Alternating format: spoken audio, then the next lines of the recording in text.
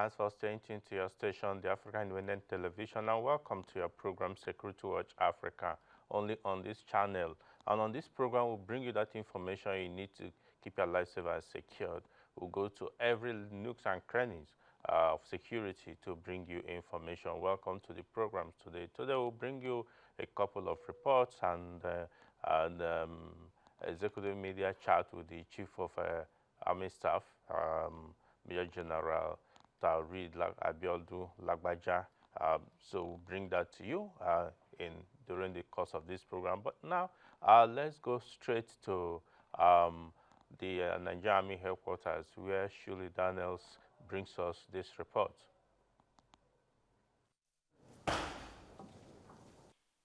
It was a busy week at the headquarters of the Nigerian Army as the Chief of Army Staff, Major General Taoreed Abiodun Lagbaja, played host to a number of state governors who were at the Army headquarters in Abuja to pay him a courtesy visit. First was the Governor of Kaduna State, Senator Uba Sani, followed by the Zamfara State Governor, Dauda Lawal. Rounding up the list of state's chief security officers' visit was the Governor of Plateau State, Barrister Caleb Mufang. These governors congratulated Major General Taoreed Abiodun Lagbaja for his recent appointment as the Chief of Army Staff, while appealing for the support of the Nigerian Army to help eradicate the different security challenges facing their states. We are here specifically to first congratulate the Chief Army Staff. We are highly honored to be given this opportunity this afternoon, and I'm also here to express my appreciation for what the Chief Army Staff have done in Kaduna. Zamfara State as of today is facing serious security challenges. In fact, I would say without mixing words, it is the state that is facing the most challenges in the area of insecurity today. And therefore, for me, being the number one citizen, part of my responsibility is protecting lives and properties. I cannot do this alone, and I therefore need the support of Chief of Army Staff and his entire team in bringing peace to first Zamfara as well as Nigeria in general. I need not mention the fact that Plateau State at the moment is at a very challenging juncture. And we know that we will not be able to get out of the woods without the adequate support and involvement of the armed forces. Responding to them, the Chief of Army Staff, Major General Lagbaja, thanked the governors for finding time to visit him. He also urged them to extend support to all the Nigerian Army formations in their states. Your visit has afforded us the opportunity of a feedback on what is happening in Kaduna State and the desire of the good people of Kaduna State that the Army should do more to entrench peace and stability in our communities. So thank you for the feedback. So we see you as a strong ally. We see you as very dependable. And I want to thank you for the support that the Nigerian Army formations and units domiciled in Kaduna have been receiving from the people of Kaduna State. The Chief of Army Staff pledged that as part of his command philosophy, the Nigerian Army under his watch will continue to ensure that every part of Nigeria remains safe. We'll do all we can. You know that Zamfara has become the hotbed of insecurity in Nigeria. So the epicenter has shifted from Borno into Zamfara. We recognize that. And we will work bearing that in mind combat the challenges that we face in Zamfara and other contiguous states. The governor of Plateau State, Barrister Caleb Mofong, spoke with the media after his visit. The Chief of Army Staff has assured me of the renewed commitment of the Nigerian Army towards ensuring an early resolution of the crisis on the plateau. As a government, we are also ensuring that we do our part. Shirley Daniels, reporting for Security Watch Africa, Abuja. Yeah, welcome back. About this time last week, last week Saturday, the former chief of the Naval Staff, Vice Admiral Awal Zubairu Gambo, was pulled out from service after his retirement and handing over to the new chief of the Naval Staff. Security Watch Africa was there and brings you this report. On May 2021, the then Rear Admiral Awal Zubairu Gambo was appointed as the 21st Indigenous Chief of Naval Staff by President Muhammadu Buhari, Nigeria's former president. After 2 years and 6 months in office, he was pulled out of the Nigerian Navy on the 8th of July 2023, held in Lagos, following the appointment of the new Chief of Naval Staff, Rear Admiral Emmanuel Ikechukwu Ogala. Born on the 22nd April 1966 in Nasarawa local government area of Kano State, he started his military journey when he was enlisted in the Nigerian Defense Academy as a member of the 36th Regular Course on 24th September 1984 and was commissioned sub-lieutenant on 24th October 1989. Vice Admiral Gambo retired, held various appointments in the Nigerian Navy, which includes Pioneer Defense Attaché Angola, Security Coordinator, Presidential Relief Committee on Northeastern Nigeria, the Chief Staff Officer, Headquarters, Naval Training Command, Lagos, Director of Procurement, Defense Space Administration, just to mention a few, before his appointment as the Chief of Naval Staff on 26 January 2021. During his tenure as the Chief of Naval Staff, Vice Admiral Gambo retired, attained various feats, which includes Nigeria's removal from the list of piracy-prone countries by the International Maritime Bureau. Under his leadership, the Nigerian Navy intensified the fight against crude oil theft, oil bunkering, vandalization of oil and gas assets, which led to increase in national revenue from crude oil, and the improvement in infrastructure, logistics, manpower development, and most especially, personnel welfare. During his pulling out ceremony in Lagos, Admiral Gambo gleefully enumerated some of his achievements while in service. Upon my appointment as the Chief of the Naval Staff about 2.5 years ago, I had a vision which is to leverage on all factors of national location, technology, training, teamwork, and synergy to re-energize the Nigerian Navy and enhance her as a well-motivated and ready naval force in the discharge of her constitutional mandate and other assigned tasks in fulfillment of national security objectives.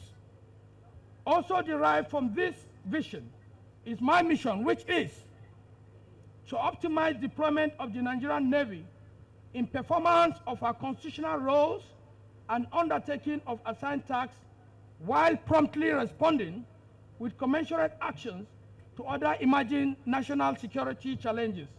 Admiral Gambo was full of appreciation for officers, ratings, and civilian staff for the support accorded to him during his tenure. I therefore commend the officers, ratings, and civilian staff of our dear service for their loyalty and dedication, which assisted us to achieve so much.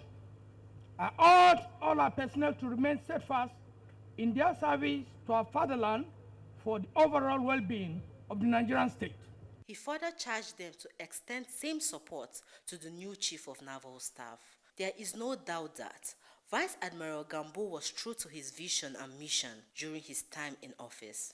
Elizabeth Thanko, reporting for Security Watch Africa, Abuja. Welcome back. On the sideline of the Nigerian Army Day celebration held in Ibadan, the capital of Oyo State, the Chief of Army Staff held interactive session, or will I say a chat with media executives, where he spoke on how he got the news of his appointment and his vision, or rather what he called his command philosophy for the Nigerian Army. Sit back as we bring you part of this interaction. Chief of Army Staff, sir. It's a pleasure. All critical staff officers here present, and all generals and senior officers here present. It's a pleasure. The Director of Army Population have already introduced my team, so it just for us to go straight to the question and the business of the day. Like we all know, I must congratulate the Nigerian Army for the image it has portrayed, which has made these media executives to be here present today. It's not all the time you get them out, as they are the gatekeepers, ensuring that what we have on air and on the pages of newspapers and on radio and online is a proper thing. So it's a pleasure that we're having them here, and it's an opportunity to help talk to them to change the narrative and report and present to the public accurate situations, and have it in mind that national security supersedes every other thing in life, and that is why they are here, sir. They are all ready to hear from you, sir, to talk to them about so many things while reading issues and their philosophy of leadership and your vision. Permit me, sir, to invite the first person to throw in his question, and it's no other person than Ayo Adewuyi of the Nigerian Television Authority Network. It's a pleasure. May I now set the board rolling for our discussion by asking the Chief of Army Staff to give us a sense of the atmosphere around you when you heard about your appointment. Were you surprised? Were you shocked? What were you expecting? On what my feelings were on the day my appointment was announced, I will borrow from the words of my immediate the immediate past Chief of Army Staff, Lieutenant General Farouk Yahya, because I had to work as the Chief of Operation up until the last minute that I took over as the Chief of Army Staff. So I was in the office that fateful Monday, the 19th of June this year. And I worked all through, followed my schedule till about 1840 hours, closed from the office when my boss left. And I drove home and had my early dinner, and I was sitting down to watch the Chinese news at 7. Yes, my television is always on Chinese news. So the word, and then it was through that channel that I got the news. I was home alone, and I knew that hordes of people would come around to congratulate and felicitate with me. So I had to leave the house then, not for any negative feeling, but because I didn't want to create attention on that street. I was not living alone. I had neighbors, and if you are very familiar with what the officers' quarters is, especially in Niger Barracks, we have limited spaces. I didn't want cars to clog the street. I didn't want the place to be turned into a spectacle. So I had to leave and went somewhere and stayed till almost 0300 hours the following day. I came back home expecting that I would not meet anybody at home. And yet I met people still waiting for me at home. So I had to sit down with them and took my leave to go and rest my eyes at about 0400 hours. So I was elated, I was happy. I got calls from all over the world. And so that was how the day went. Thank you very much. We seem to be playing catch-up with some of the security challenges that we're facing. Are we also looking ahead to security issues that could rear its head, maybe in the next couple of years, and maybe making plans towards attacking them? My philosophy of command as the Chief of Army Staff is to transform the Nigerian Army into a well-trained, equipped, and highly motivated force towards achieving our constitutional responsibility in a joint environment. Taking a look at the security challenges that confront us in all the geopolitical zones, I'm focused, let me say I read the lips of Mr. President Commander-in-Chief. And as often as possible, the President has said it, that the nation is bleeding. The money is not just there to do what we used to do in the past. And that is why there has been the removal of fuel subsidy. That's why they're talking about, they floated the exchange rate, and they're talking of so many other reforms, because the economy is bleeding, and the revenue is not forthcoming. And I quite understand that about 80% of the national revenue comes from the oil and gas sector. And most of our oil and gas infrastructure are located in the South-South region. Leaning on the renewed hope agenda of Mr. President, the Army under my watch will work to stamp out oil theft, pipeline vandalism in the Niger Delta region. I will not lose focus of the banditry in the Northwest, because I know people desire to go back to the farms. I know people want to live normally as Nigerians, law-abiding citizens. So we will work to defeat the bandits, the kidnappers that operate freely in our communities. We will work to entrench the stability that we have achieved in the Northeast region. We want to have a situation where people can wake up by 2 a.m. In those days, trucks transport fish from Baga to Onitsha, and they leave Baga maybe around 0200 hours in the morning. So we want to return back to that era.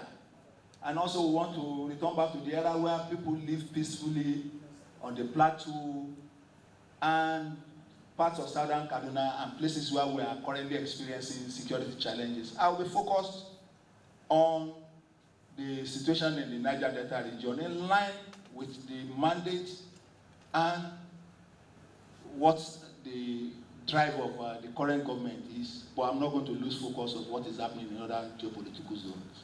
It has become so critical that part of the problem we've seen in the past is interagency relationship. Former NSA said it, even some of the questions I'm going to ask, what are you bringing to the table? How are you going to work in consonance with other agencies, security agencies like Navy, Air Force, and others, so that you can have a collaborative effort, unlike what we had in the past, not in this particular last one, but we have issues where information are not shared, and that we have seen have been part of the problem. What are you bringing to the table, and how are you going to deal with sister agencies to make sure that the issue of insecurity and banditry is solved? Thank you very much, sir. On the issue of jointness, I crafted my philosophy of command such that jointness is clearly reflected in it.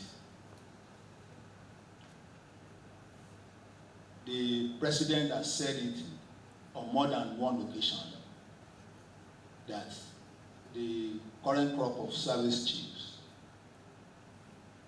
and heads of other security agencies must learn to work in synergy. Even when we met him, he repeated that.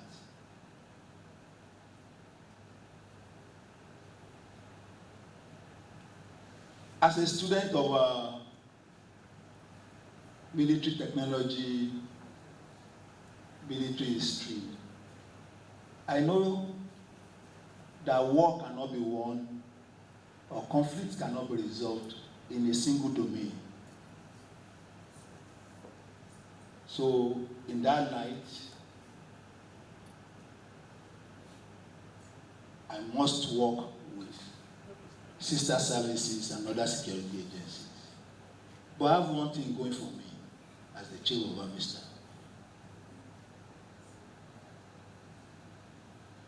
The other service chiefs, the Chief of Air Staff and the Chief of Naval Staff, are all my classmates who reported in NJ as a member of 39 regular. Not only that, we train in the same battalion, what they call house or hostel in secondary school, the Mogadishu battalion. Even the Chief of Defense Staff trained in the same battalion. So I will lean on this friendship that has been built for more than 30 years to further entrench jointness and the synergy that was experienced or recorded during the tenure of the immediate past service chief. So you need no fret. Don't be disturbed. We'll work together. It is not an individual glory. We know that the nation the nation desire that there be peace, and it does not matter who achieve this peace at the end of the day. So we're not looking for individual glory. We want to return peace, stability, orderliness back to Nigeria. So it's not about the Chief of Army Staff. And I believe it's not about the Chief of Air Staff or the Chief of Naval Staff. But the mandate of the President that will work in synergy will be pursued to the letter. Sir, you've told us your vision, very commendable. But I would want to know, what is the vision without the people to power it? So my question is, what measures are you going to put in place, or you put in place already, to ensure the welfare of your officers and men? Because when you take care of them, at the end of the day, they put in their best to support the nation. So what are the measures of that so far? My vision has not only the physical but the spiritual power. So these are people. They are not just the physical being you see. They also have the spiritual component, the power. So,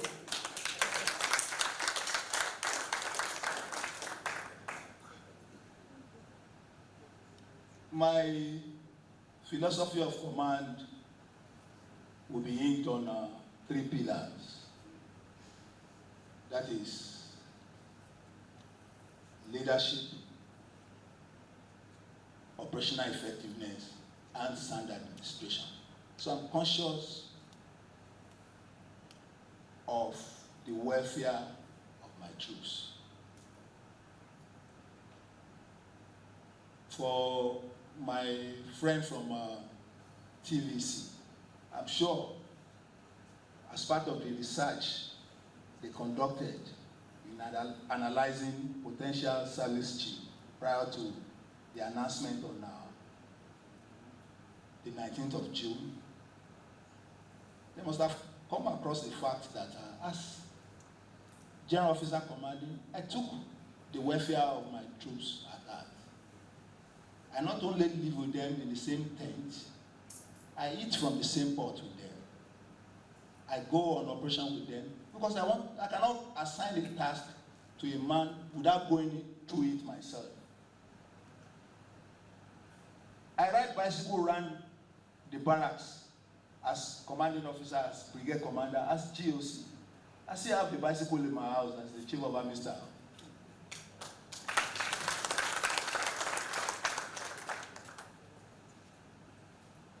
So, in seeing to the welfare of my troops, I will give priority to their Medicare. And that is why my first day in office was to approve some fund towards improving the facilities at the Army Command and Naowa Hospital in Abuja. I've approved fund for treatment of officers both at home and abroad. I will continue along this trajectory. I will be focused on the provision of decent accommodation for the troops. As GOC have had to innovate soldiers' quarters. If you drive around the Lubado Cantonment, you will see GOC's intervention, December 2022. If you drive around Abapa Cantonment, you see GOC's intervention, April 2021, like that. If you go to Eburu Barracks in Calabar, and other places where I've been in command. So I haven't grown up like that in this army. I've told my friends that I don't want to get out of my element as the chief of army staff. I want to remain the same person I am, and that is why I still take time to ride bicycle around the barracks.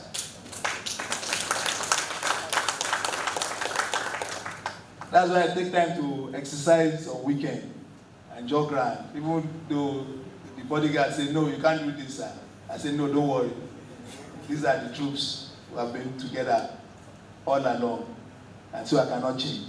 So I'll give priority to not only our living warriors, but even those who have paid the supreme sacrifice in the service to our fatherland. As a rounding up, some have talked about they want to act on recruitment, they want to add some follow-up, but no time. I would like to find out from you, what do you want to be a legacy as you go on?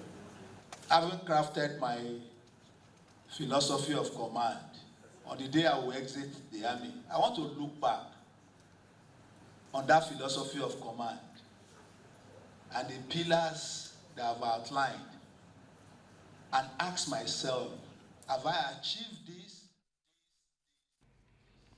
Sorry, we will not be able to continue with that. But you heard him, he mentioned everything that needed to be said there, what he intends to do, both for the officers and soldiers and how they can work together with other services. It's quite impressive. Anyway, we must leave other programs to continue. If you have enjoyed watching this, join us again next week for another exciting edition. But before then, you can follow us on all our social media platforms, or watch the previous editions of this program on YouTube. Send us your views or your comments or questions. We can take it up with those agencies concerned. Until next week, I say thanks for staying tuned and bye for now.